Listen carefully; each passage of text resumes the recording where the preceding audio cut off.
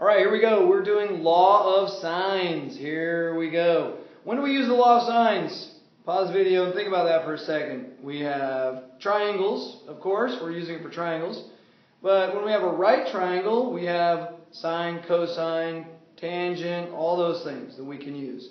But when we have what we call an oblique triangle, meaning that it's either obtuse or it's acute, something, the sides just don't match. There's no right triangle, there's no symmetry there. So what we need to do is we need to use the law of sines.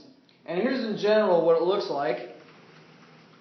If we have a triangle ABC and the opposite sides are accordingly. So opposite angle A is side A. Opposite angle B is side B. Opposite angle C is side C. So the opposite sides are in relationship to their angle. Okay. Now, if we're solving for a side length, I think it's best to put the side length in the numerator. Because that way, when we're cross multiplying, as we'll see, then it's real easy to just cross multiply one thing and we're left with the A or B or C alone, and we can solve for those values. So it's a ratio of values. We are comparing only two at a time. I know there's three, but we can isolate these as A and B, or A and C, or B and C ratios. Okay, we're not trying to get all three done at the same time.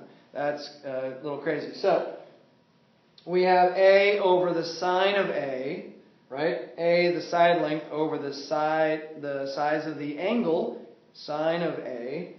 B, length over sine of the angle B. And C over the sine of C. Now I like this structure, again, when I'm solving for a side length. If I need to use an angle, okay, if I want to find an angle, I want to flip the order and do the reciprocal, which is the sine of A over A equals the sine of B over little b, and sine of C over little c. Now you have to keep the proportions straight. You can't decide to go, oh, I'm going to do this one here and this one here. I can't mix them up. It doesn't work that way.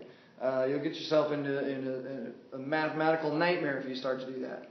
All right, so how do we apply this? Well, let's look at an example. Here we have oblique triangle. We have some triangle, and we're trying to solve for all the parts. Now what we're given is angle B is 28 degrees, and its side is 5 units. Now we have angle A here. We don't know what it is, but we do know its side length. And then angle C, nothing. And we don't know anything about the side length of C either. What we're trying to find, I like to list. We need to find angle A, we need to find angle C, and then the size of C. Alright, so let's dive in and see what we can uncover here. So first, I'm going to start up here, and we've got, since I'm going to look for the angle A, because we're given the side, right? So I want to go with, in any case, if I have three pieces of information in one variable, that's the best scenario. If for some reason, like in C, I don't have anything yet, so I can't use the length or the angle to help me. So I need three of something because, again, the ratios are built in fours.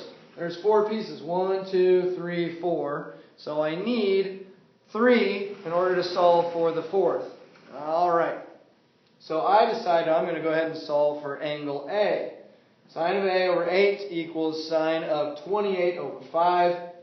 Multiply by both sides, I get 8 times sine of 28 over 5. Now, again, remember, I'm solving for an angle. If I just put this in, I will get the sine measure of angle A. But I want the angle. So remember, when we want an angle, we have to use the inverse of sine. Okay? So, inverse of sine is 8 over sine of 28 over 5. And I'll get an angle measure of 48.69 or 48.7. So I am going to go ahead and fill in my angle A as 48.7 degrees. So 48.7 degrees. Okay, we've got that done. And I'll fill in my angle here, 48.7 degrees. Okay, cool. Now, I'm ready to start looking for C. Well, it's a triangle. What do all of the angles inside of a triangle add up to? You're right, 180 degrees. Good job. Give yourselves a round of applause. Okay, so we have angle C will be 180 minus 28 that we were given, minus the 48.7 is 103.3. So that wasn't too bad, right? We can go ahead and fill in our angle C now. And I'm going to come over here. And this is 103.3 degrees. And now I know this is 103.3 degrees. Okay? So, there I am. All right, now. All right, so here we go. We've got those two things.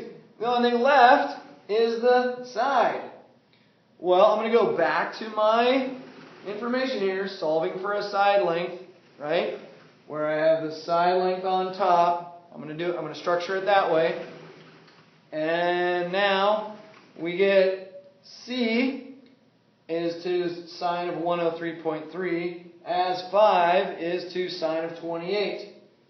Cross multiply sine 103. So we get 5 times sine of 103.3 divided by sine of 28 equals little c. And when you put this in your calculator, now there's no reason to take the sine inverse because we're not looking for an angle. We're looking for a side length. So side of C is 10.36. So I'm going to go ahead and fill in, well, there you go. I'm back. 10.36. 10.36. And we'll look at 10.36. Okay, now's where you have to check and see something really quick. Do all the numbers make sense? 28, 5, 48, 8, 103, 10. I challenge you to pause it for a second and figure out, does it make sense that these values, do they make sense? All right, I'm back. Yes, they do. Why? Small angle, small side. Medium angle, medium side. Bigger angle, big side. All right? And that's all we got. So that is law of sines. Using law of sines to solve an oblique triangle. All right, enjoy.